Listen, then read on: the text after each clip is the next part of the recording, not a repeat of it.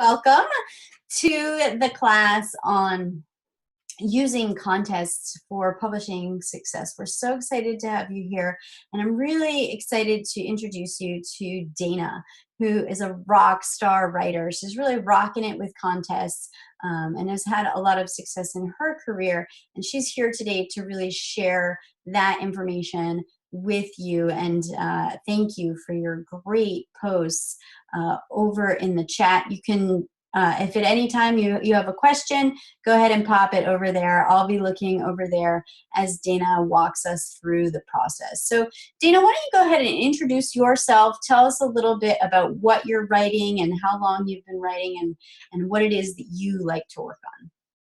Okay. The thing I want to mention is writing is something, it's really my first love, but it's my second career. I had a first career as a CPA, which is about the farthest thing away from writing. But I've actually been doing screenwriting for 7 years. I like to do comedy. That usually is the place where I'm the most comfortable. And let's see how I can say this. I I made the second round of the Austin screenwriting competition in 2015. Up until that time, I had been doing mostly screenplays, but the folks out there convinced me to give sitcoms a try. Shortly after that, at the Writers Center Writers Digest conference in New York, I met Annalisa. We started working together, and so we've been working on a couple of sitcoms, which I plan to begin pitching early next year. So that's really the evolution of what I've been doing, and contests have been a big part of that in terms of just helping me refine my work, and it's helped me in terms of just some mechanics. So I'm going to try to share some of that. There are some downsides to it as well, and certainly the rewards with it are kind of iffy. So I'm going to try to be very balanced in what I suggest. Yeah, thank you for that, Dana. That's really helpful for us to get an idea of what you're doing and how long you've been doing it. So talk to us a little bit. Patrick is wondering how and where you get started in writing contests. So talk to us about how you started that and what that looked like. I started really by talking to other people who were in competitions, and that's something I would recommend for anyone, whether you're a novelist or a screenwriter, whatever form of writing that you're in. I would recommend talking to other people who do that same form of writing, because there are going to be top contests in that. I think that there are a lot of contests in all forms of writing, and you have to be kind of careful. Some of them are, just things where you're going to end up maybe paying money or sending out your work, and you don't always know where you're sending it. So it's always important to make sure the place where you send it is reputable. Mhm. And that the best way to be sure of that is talking to other people who are doing the same thing. Yeah, so you would recommend as a verification process checking in with other people who enter contests. So maybe even like Write to Publish would be a really great place for people to ask Absolutely. questions like that. Okay. Absolutely. And Yeah. checking online, there are usually lists of the top contests. The only thing that I would mention with that, of course, top contests tend to have a lot of people competing in them.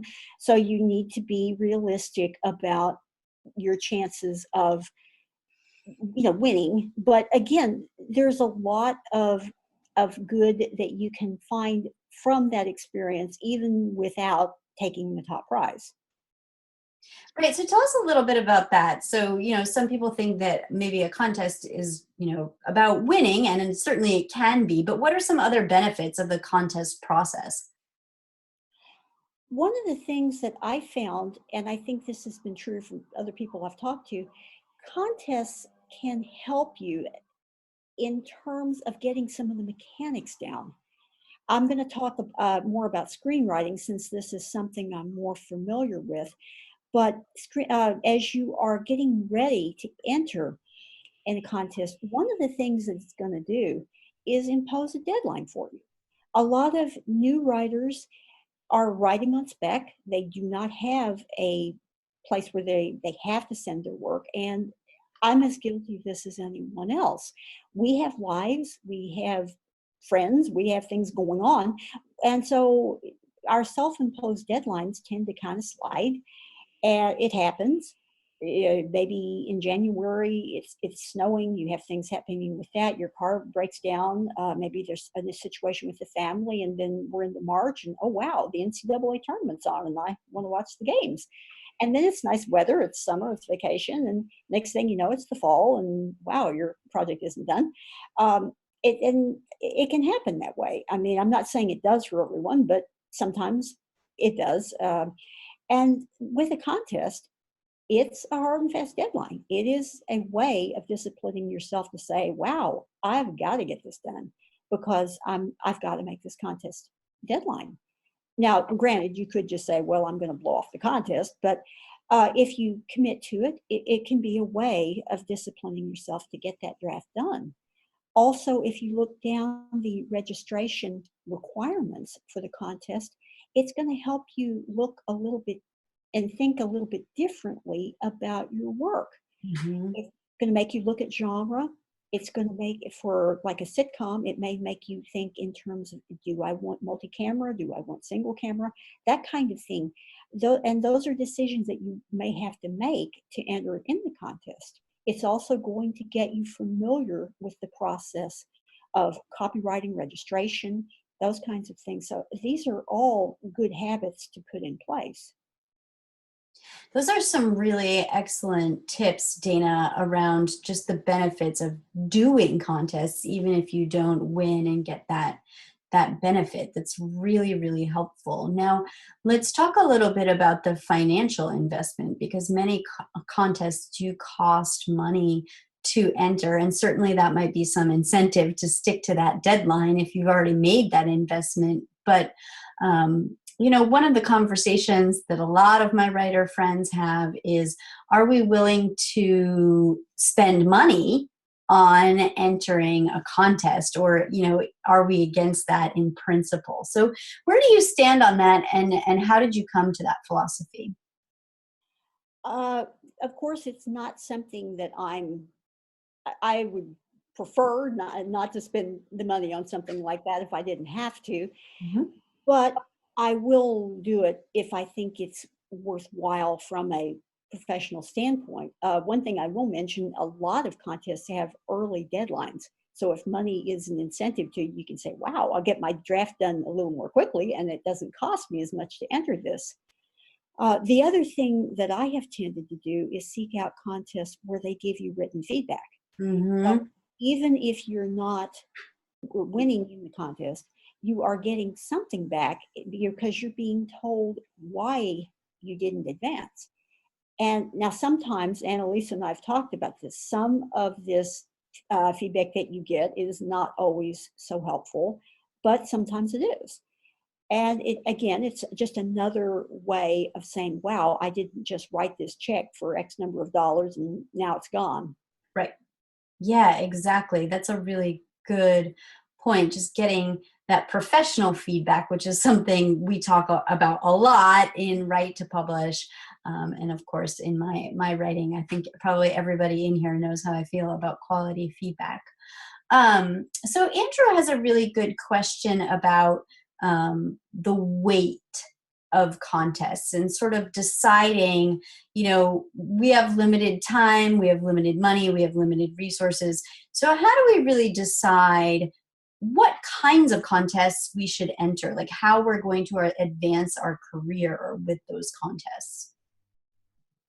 First off, I don't recommend being involved in a lot of contests. For one thing, if you are paying, it's a lot of money.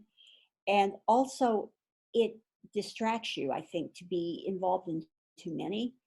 The rule of thumb I've heard is no more than 5, but I honestly go even lower than that. I think you have to look at your kind of writing and what you're trying to achieve with it.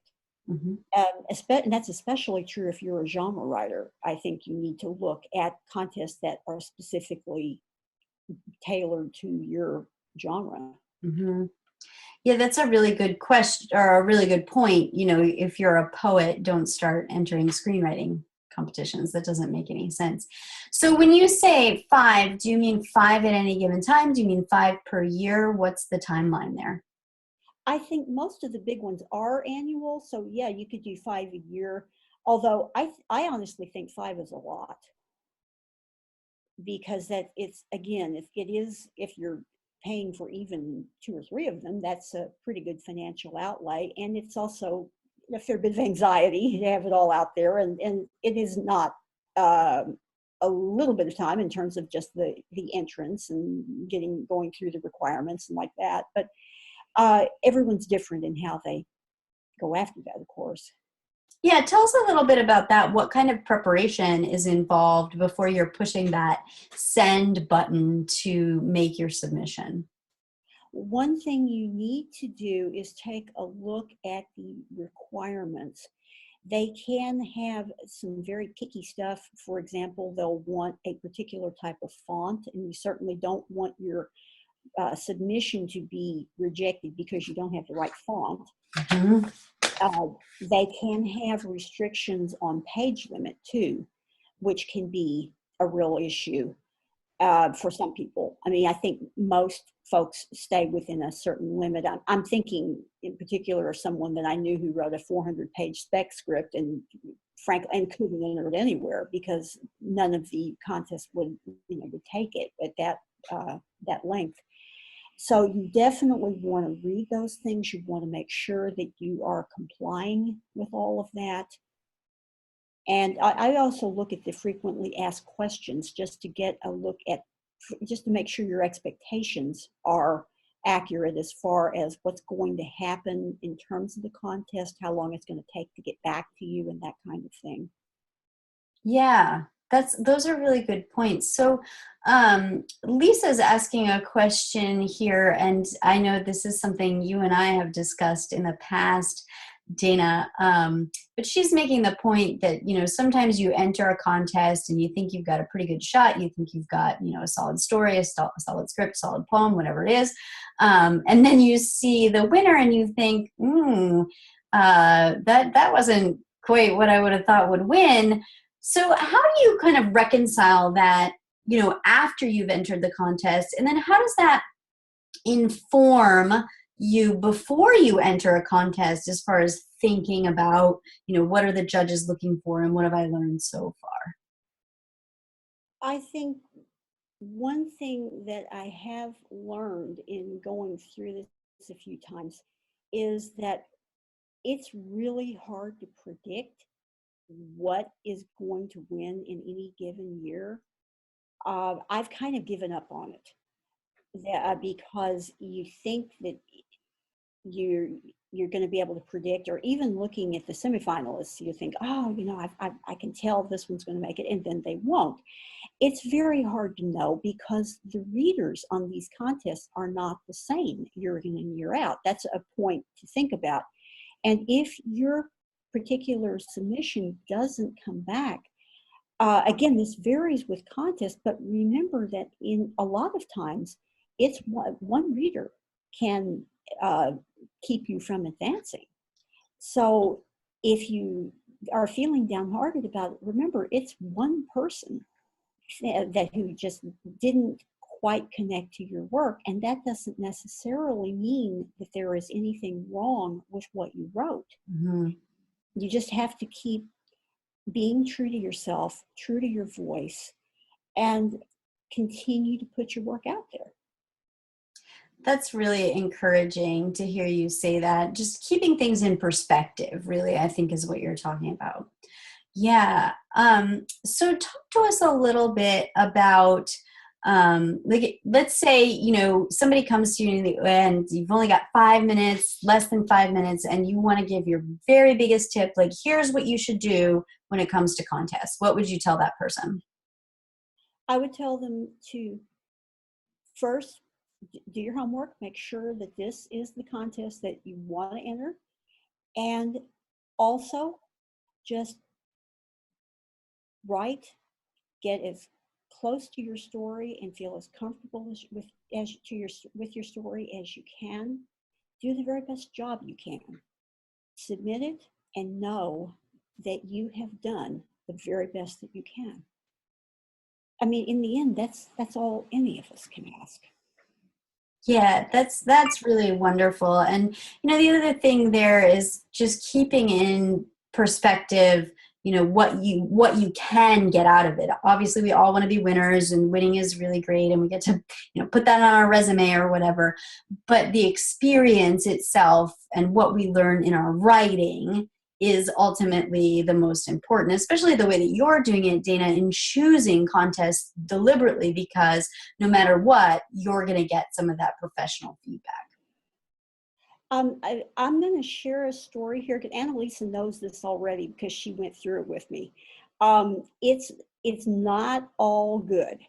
I entered a contest with a pilot, and I thought that I had done a really good job with the pilot, and Annalisa liked it as well. Sent it out, and let's just say the reader just plain hated it. Mm-hmm. I got absolutely scathing feedback on that. I mean, it was not the easiest thing to come back from, and I will not lie and say it was.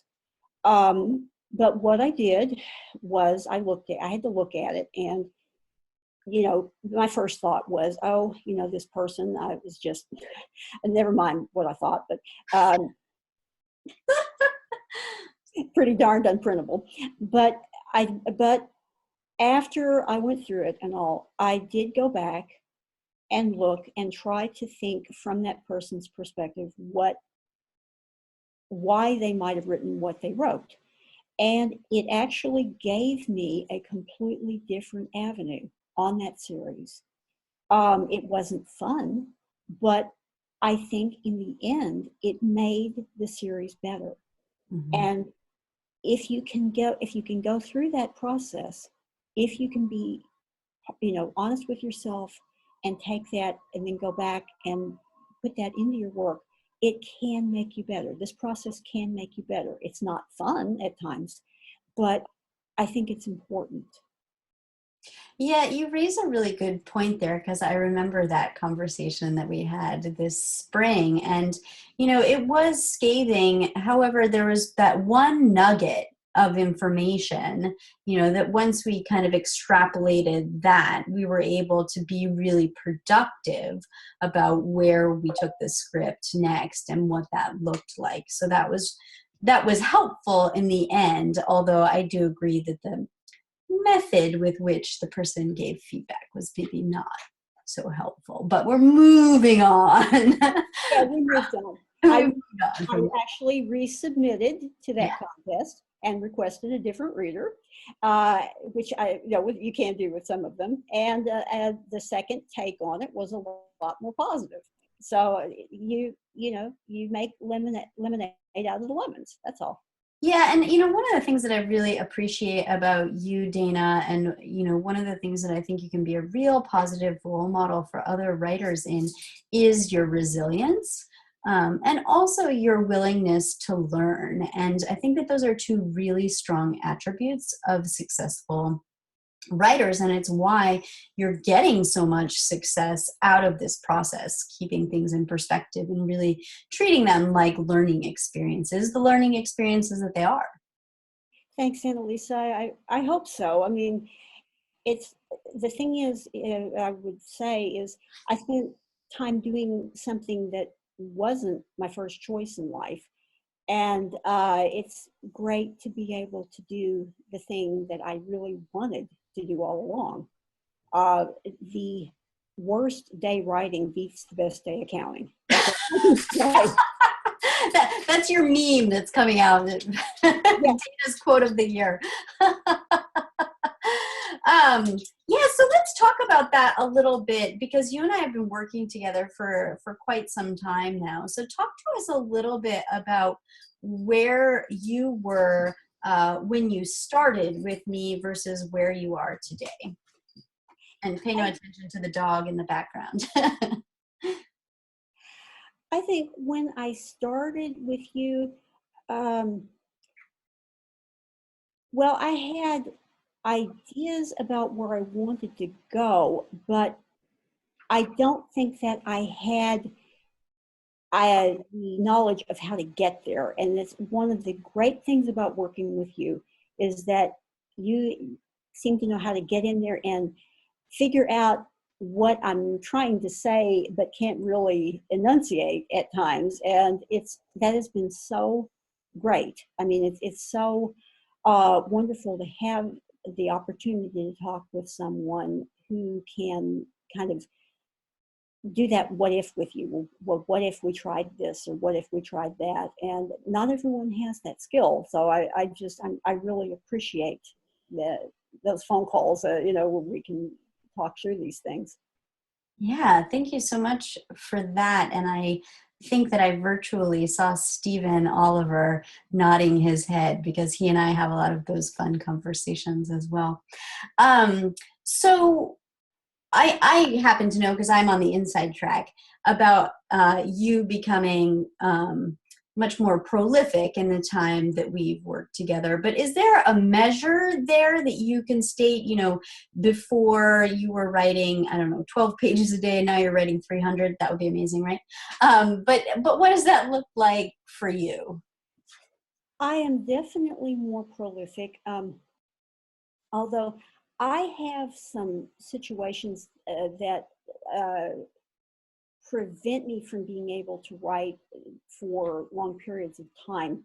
I was in a fairly serious car accident 14 years ago, so I've got chronic neck pain and fibromyalgia. I can't write more than about a half hour or 45 minutes at a time. I have to get up and walk around. So being prolific for me is different than being prolific for a lot of other people. Mm-hmm. I would say of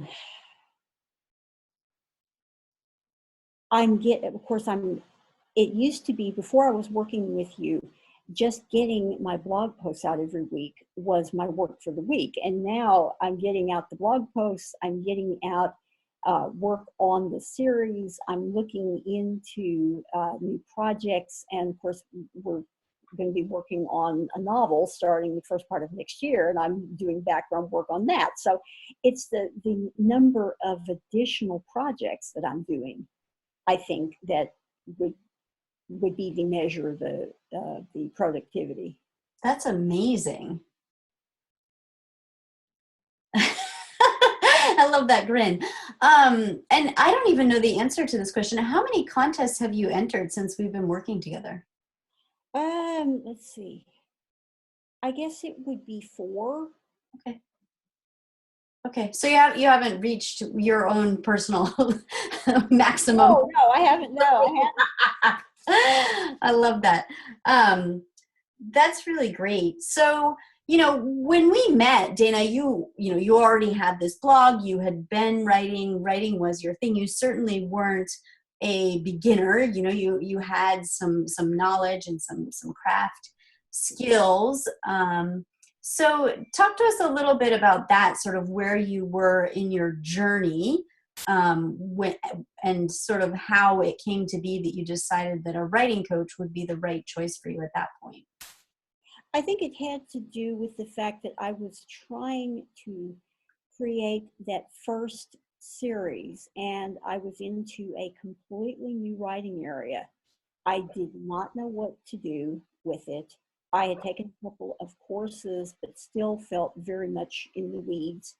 I went to the Writer's Digest conference in New York, and I happened to walk by your table. We were talking, and so I scheduled an hour to sit down and talk with you, and I just felt so comfortable talking with you that I thought, oh, I really would like the opportunity to be able to talk with you on a regular basis, because I thought you were someone who would really help me through that process. And I think I'm totally right, was totally right on that. Yeah, well, thank you for that. And, in your lifetime, you're in a second career, post-career. I don't know how you define that for yourself. So talk to us a little bit about, you know, what writing at that phase in your life is like. What you mean, just as opposed to what I was doing earlier?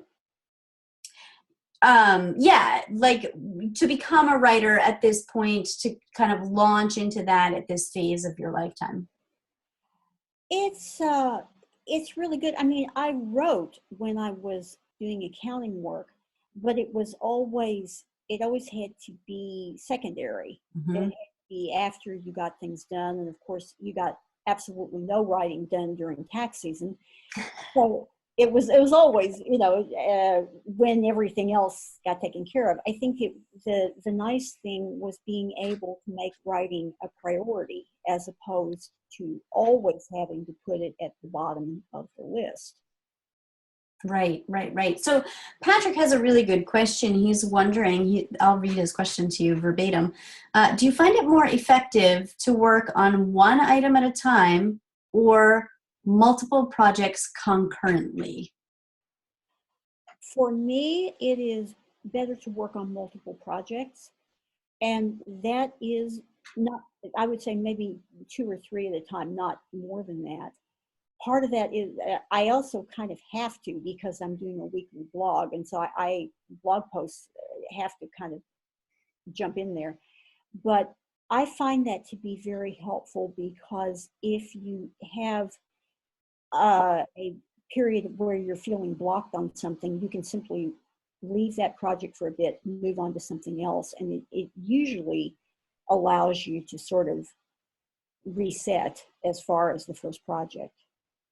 Yeah, and I mean, you're working on big projects. I mean, for those of you out there who are novelists and not writing teleplays, you know, it's the equivalent of a novel, what Dana is doing. And she's working on two of them right now concurrently. And, you know, we kind of go back and forth depending on where she is and what she's doing right now. Do you want to add anything to that, Dana? Not really. You're making me feel much better because you always feel as though you're kind of juggling. But on the other hand, they are projects that I love. I'm taking all of this on voluntarily, and I really enjoy them. I'm enjoying the characters, and so it that helps a lot. Yeah, and well, and they're hilarious. When they come on television, all of us, all you people, we're gonna get together, we're gonna get some popcorn and we're gonna watch them because they're so funny. Like it's all I can do not to pee my pants when I read your scripts. They're very funny. Um, you know, and so Shanera, who's left the discussion, but she made a point earlier that I thought was really apt to a lot of the conversations that we've had. She said, sometimes I feel it's like the Oscars. The funny, lighthearted genre stuff never wins, whereas the deep, somber stuff with a message always wins, no matter what the quality. So I, that's something that you and I have talked about a lot. Um, yep. and I think that that can be true across the board, regardless of, you know, which silo of writing we're in. I mean, certainly you and I have seen that in the teleplay world, you know, which is ironic because I wrote for 3 seasons of comedy television, so clearly it's out there and people think it's funny, but I guess only sometimes. Late at night, that's when we get to be funny. Yeah, but I think it's true. You know, I've read a lot of poorly written books that, you know, they're New York Times bestsellers. They've sold 1 million copies, and it's because it's that, you know, kind of pulling on the heartstrings cheese that people seem to like.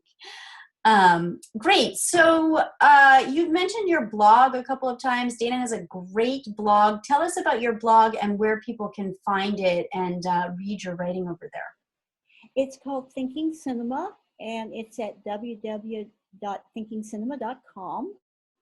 I started it because I got a little frustrated with, okay, screenwriters. Um, I am a huge fan of, well, all film. I watch classics. I watch silent film. I watch documentaries. I watch foreign films. I watch it all. And when I started screenwriting, I thought that other screenwriters would be like that. as well. And I was a little stunned when I found a lot of them were not. Mm. And so I started the blog as a way of showing that the same ideas and the same themes show up in film on a recurring basis. So what I'm doing every week is I'm reviewing a film, then I'm writing an article on a non-current film with that same theme, and I'm preparing a short list of films with that same theme, and then I invite readers to send in suggestions if they know other films.